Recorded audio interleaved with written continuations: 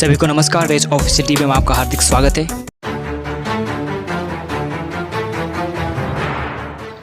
खबर की शुरुआत करते हैं। गीग वर्कर्स बिल को लेकर आईएएमआई ने विरोध जताया। झारखंड विधानसभा 26 अगस्त platform based gig workers registration and welfare bill 2025 pass किया, जिसे आईएएमआई ने कुछ प्रावधानों पर सवाल उठाकर आलोचना की है।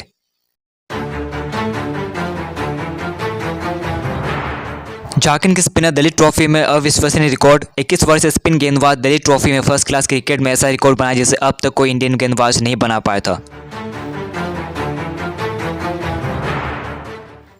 खिलाड़ियों ने इंफ्रास्ट्रक्चर और रोजगार की कमी को लेकर जताया आक्रोश। रांची में आयोजित एक इवेंट ने एथलीटों ने खराब खेल और प्रशिक्षण सुविधाओं को और नौकरी की कमी को लेकर सरकार से तत्काल कार्रवाई की मांग करी है। नई शराब नीति के तहत निजी कंपनियों को रिटेल लाइसेंस जारी। 1 सितंबर से लागू नई नीति में सरकार ने निजी कंपनियों को लाइसेंस जारी कर रिटेल शराब की बिक्री को जिम्मा सौंपा, जिससे राज्य की वार्षिक आमदनी बढ़ने की उम्मीद जताई जा रही है।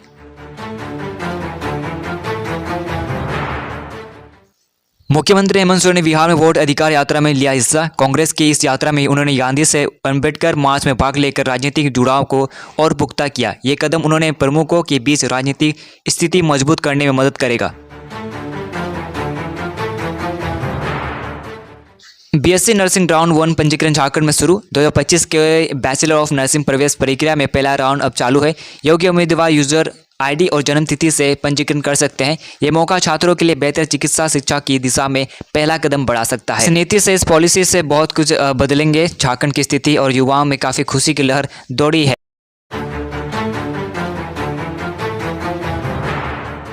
लातेहार में 23 लाख की इनामी 9 नक्सलियों ने किया आत्मसमर्पण। इन 9 नक्सलियों ने भारी हथियारों के साथ आत्मसमर्पण कर सुरक्षा बलों को बहुत बड़ी कामयाबी दिलाई है। पुलिस ने इस पर 23 लाख रुपये इनाम राशि घोषित किया था। ये जनमुक्ति परिषद जेजेएमपी के लिए बहुत बड़ा झटका है। पूर्व आईपीएस अधिकारी एसएन प्रधान बने cyber peace global CEO. Ranchi के पूर्व एनडीआरएफ एनसीबी प्रमुख एसएन प्रधान को 1 सितंबर 2025 से साइबर पीस को ग्लोबल सीईओ और मुख्य मेंटर नियुक्त किया गया है। ये पद उनके लिए बहुत शानदार करियर का नया अध्याय खोलेगी। पीएनबी और बैंक ऑफ इंडिया ने लैंडिंग रेट्स पर कटौती की है। पीएनबी ने एमसीएलआर में 25 बेसिस पॉइंट्स तक और बैंक ऑफ इंडिया में 5 या 15 बेसिस पॉइंट्स की कटौती की है। ये राहत उन ग्राहकों के लिए है जिनका लोन एमसीएलआर से जुड़ा है। ये बदलाव सितंबर से लागू हो चुके हैं।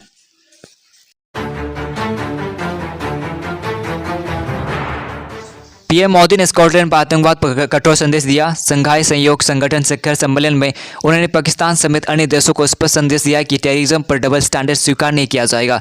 ये व्यक्तित्व आतंकवाद पर एकजुट कार्रवाई की जरूरत को रेखांकित करता है। आईएमडी के अनुसार सितंबर में मिलेगा औसत से ऊपर मानसून। भारत में सितंबर माह में 109 लंबी अवधि औसत बारिश की संभावना जताई जा रही है, जिससे जलस्तर और कृषि को फायदा होगा। हालांकि फसल क्षति खतरा भी बना रहेगा, विशेषकर धान और सोयाबीन में।